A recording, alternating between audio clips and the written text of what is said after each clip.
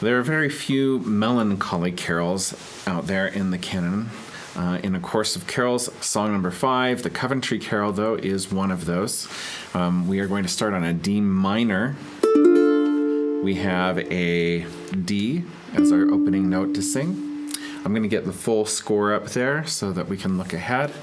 And here we go. 1, 2.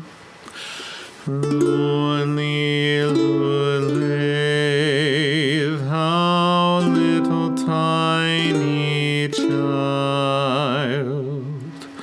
Bye bye, lonely, lonely,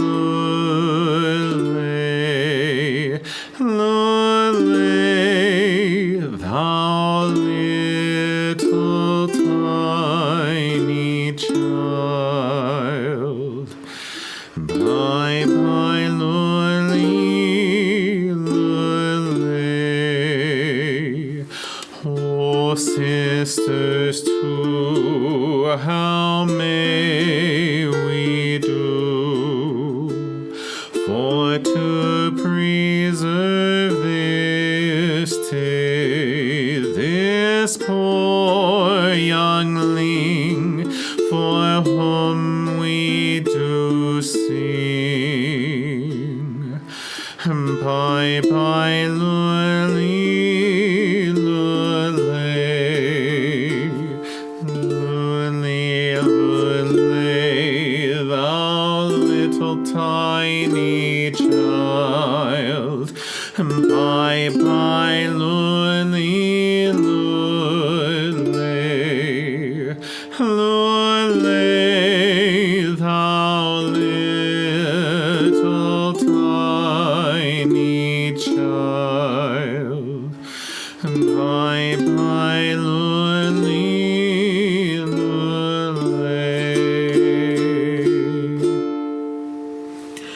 Herod the king in his regime charged he hath this day his men of might in his own sight. All children young to slay. Lonely, lonely, thou little tiny child. Bye bye, lonely, lonely, lonely, thou little tiny child. Bye bye, lonely, lonely. Oh, is me, poor child, for thee, and ever mourn and say for thy parting, neither say nor sing. Bye bye, lonely, lonely, lonely, lonely, thou little tiny child. Bye bye, lonely, lonely, lonely, thou little tiny child. Bye bye, lonely, lonely.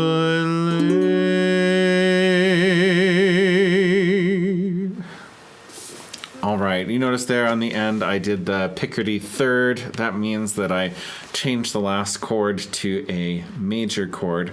And give us a little bit of a lift after all that tense sadness. Anyway, when I was a youth and I was first introduced to this carol, I was really delighted to find a melancholy Christmas carol. This would be in my high school years when I was singing in choirs, and we sang all kinds of stuff from all around the world. And I had great choir teachers that introduced me to a lot of fantastic Christmas carols and other literature. Anyway, so Lule Lule. Let's talk about the chords. We've got our D minor chord, which is basically just an F chord with another finger added. So we're going to add to an F chord the third finger on the second fret of the third string. And then we just leave our second finger on its place on the second fret of the fourth string, and then move our first finger to the first fret of the third string, and that gives us our A chord. We've talked about C before, third finger, third fret on the first string. Now G minor is like a G, except one note is flatted. So we have our second finger, second fret on the third, our third finger, third fret on the second, and then our first finger on the first fret of the first string, where you would have a C7 chord.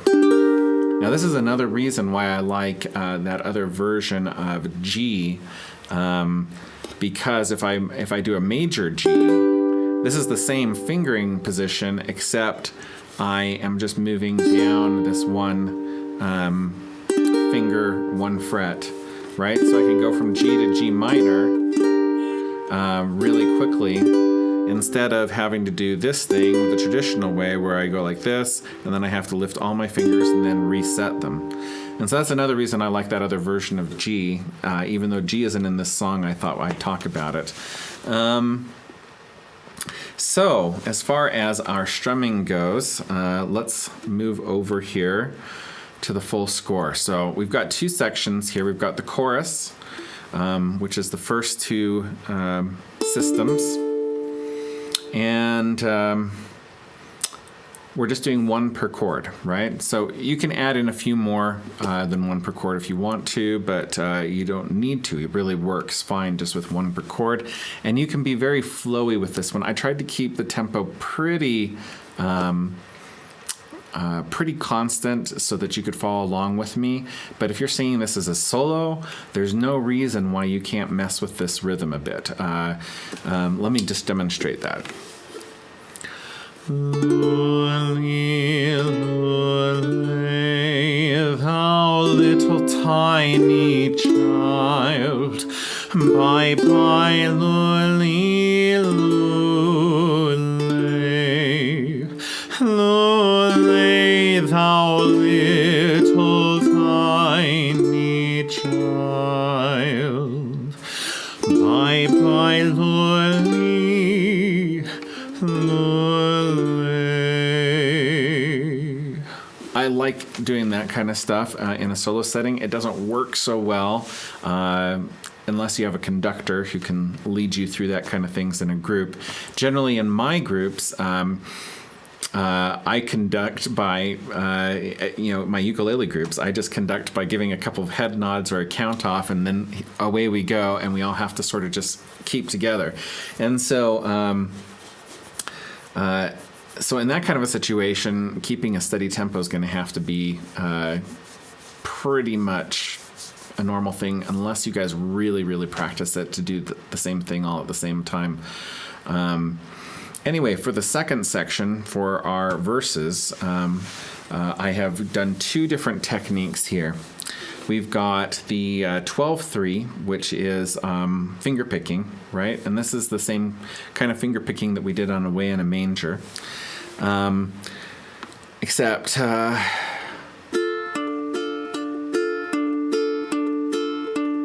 few times I stopped 12-3, 12-3, 12, 12-3, 12-3, 12, and gave a little pause in there. Now, very, very simple. So, oh, sisters, too, how may we do? Right? right? And you can hear those little pauses in there. Makes it a little bit less monotonous and just ponk, ponk, ponk, ponk, right along, okay? Now, on the second verse, I did that also on the third verse. So let's go to the second verse. This is the hard one, okay? So I did this. I had to do a few takes of this to get it right because I haven't practiced it enough, okay? But this, I think, sounds really cool with this Herod the King one where it's sort of martial and... if you listen to different takes of this by different, covers of different choral groups and singers, and yeah, a lot of times we get some military style arrangements going on in this section, right? So it's sort of a military waltz, down, up, down.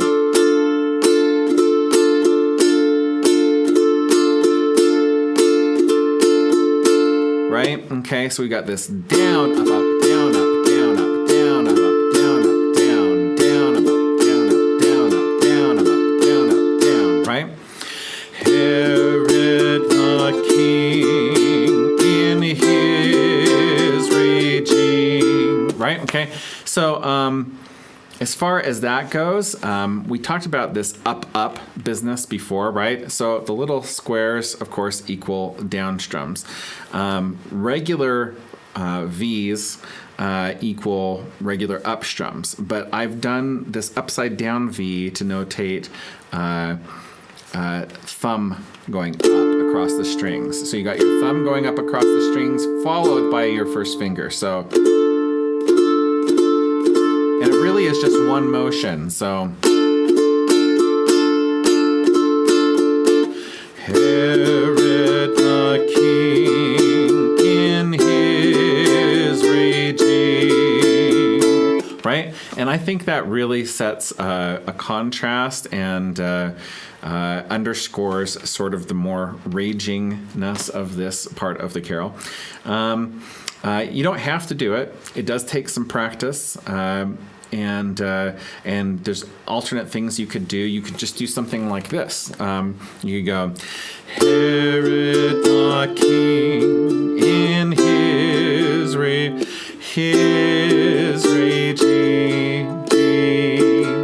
Now I've got the other one in my head. I'm having a hard time switching, so let me try it again. Herod the King in his raging, charged he hath this day his men of might in his own sight. Right? Okay, so that's just down, down, up, down, up, down, down, up, down, up, down, down, up, down, up, down, down, up. Another thing you can do on ones like this that is going to give it a more syncopated feel is something like a triplet strum, except you're doing the triplet strum at double time. So if I was doing a triplet strum in single time on here, it would just be like this, right? So down, thumb, up, down, thumb, up, down, thumb, up. Herod the King in his... And that's not very... march-like at all. But what if I were to take it and go double time on that? Herod the King in his raging, charged he hath this day his men of might, and so on and so forth. And you can see how that adds a little bit of oomph to it because we're getting a down strum in the middle of beat 2, right? So it's going down, thumb, up, down, thumb, up, down, thumb, up, down, thumb, up. And normally we would use that in something like 6/8, but when we put it into 3/4, we get this driving, forceful syncopation that throws things forward. And so anyway, there is the Coventry Carol. If you'd like to sing along and do it again, please just rewind and do the video over again. That's why I put all the run-throughs at the beginning, so you wouldn't have to listen to the tutorial every single time, that you could just start at the beginning and sing on through. So I hope you enjoy that. Merry Christmas and a Happy New Year.